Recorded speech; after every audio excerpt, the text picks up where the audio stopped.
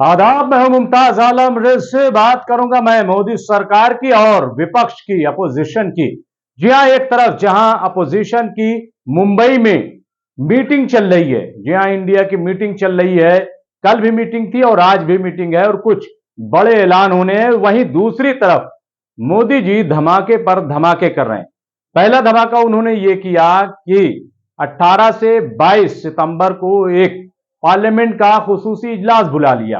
अब लोग सवाल खड़े कर रहे हैं कि आखिर क्यों ये इजलास बुलाया गया, इसकी क्या जरूरत थी, क्यों ये संसद का सत्र, विशेष सत्र बुलाया गया है।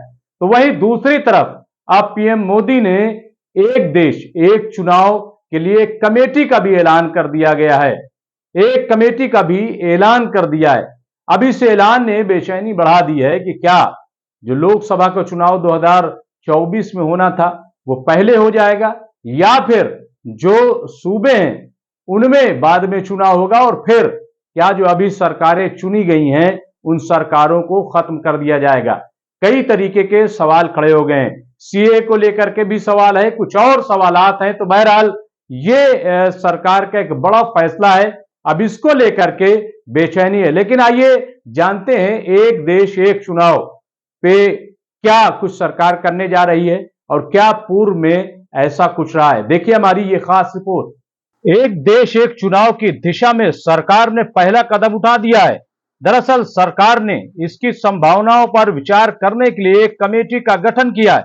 इस कमेटी का अध्यक्ष पूर्व राष्ट्रपति रामनाथ कोविंद को बनाया गया है। कमेटी के सदस्यों पर अब जल्द नोटिफिकेशन जारी किया जाएगा। हालांकि अपोजिशन पार्टियों ने सरकार के इस कदम पर सवाल खड़े कर दिए हैं। कांग्रेस ने सवाल किया है कि अभी इसकी क्या जरूरत है।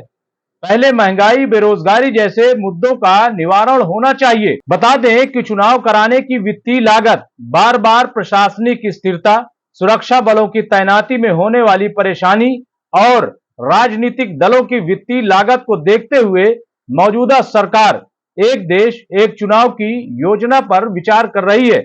इसके तहत सरकार लोकसभा और सभी राज्यों के विधानसभा चुनाव एक साथ कराना चाहती है।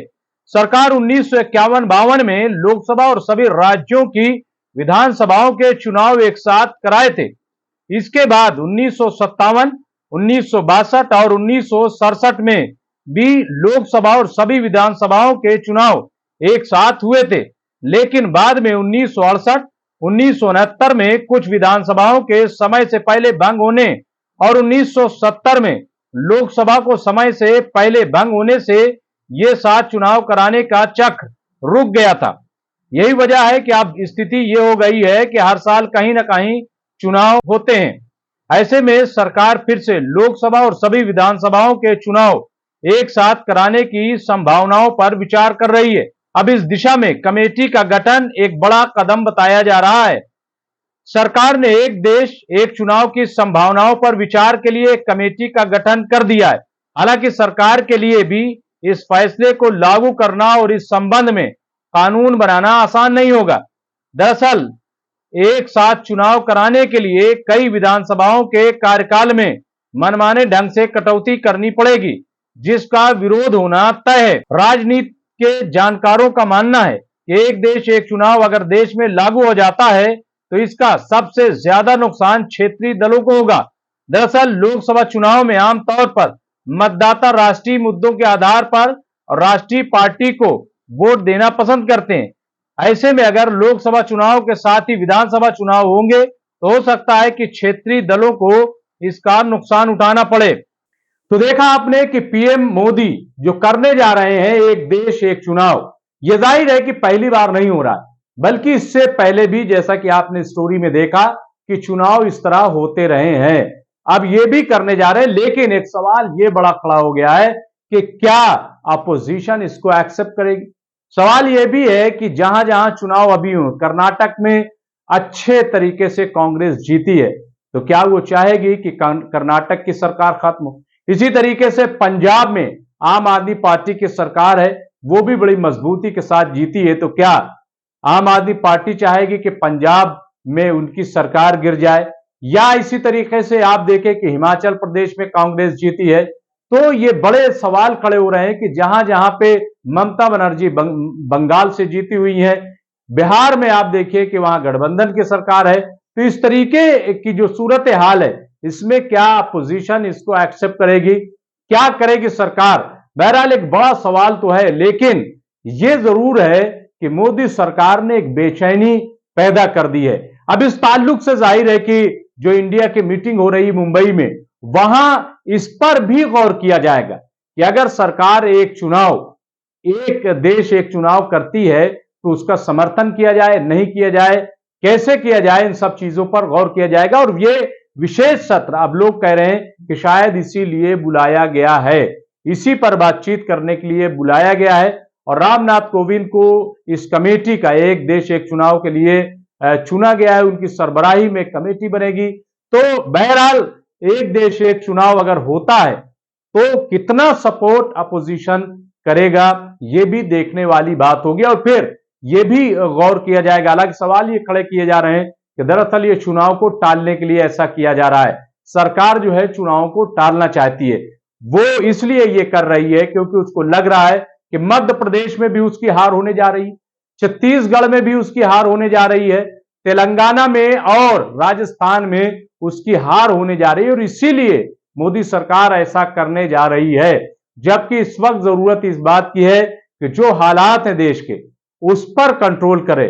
देश में बेरोजगारी बढ़ी है, सरकार की जिम्मेदारी कि उसको कम करे। देश में महंगाई बहुत ज्यादा है, सरकार को चाहिए कि उस पर काबू पाए। लेकिन सरकार ऐसा न करके ये एक देश एक चुनाव की बात कर रही।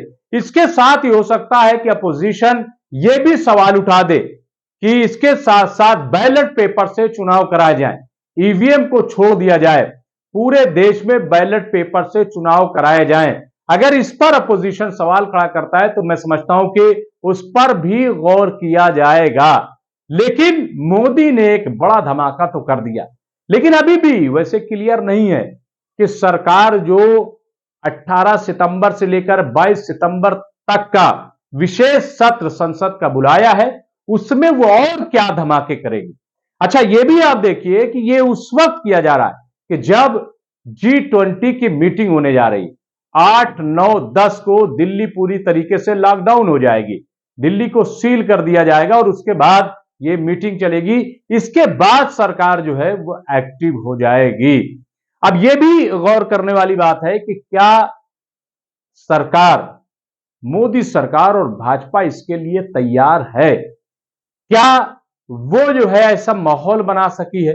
क्या महज गैस सिलेंडर में 200 रुपया कम कर देने से उसको लग रहा है कि लोग जो है उसको वोट देंगे, या उसको यह लग रहा है कि जो भव्य राम मंदिर अयोध्या में बन गया है उसकी वजह से उसको वोट मिलेंगे, या चंद्रयान 3 जो चांद पर लैंड कर गया है उसका श्रेय उसको मिल जाएगा, या फिर यूसीसी लागू करके वो ये समझ रही है कि अगर उसको लागू कर दिया तो उसके हक में माहौल बन जाएगा। आखिर कौन सी वजूहात हैं जिसकी बुनियाद पर सरकार इतना बड़ा कदम उठाने जा रही है?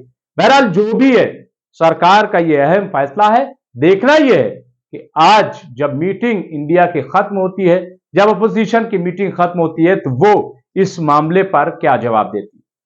हम आपको अपडेट करते रहेंगे, आप देखते रहिए एमएमसी न्यूज इंडिया। शुक्रिया।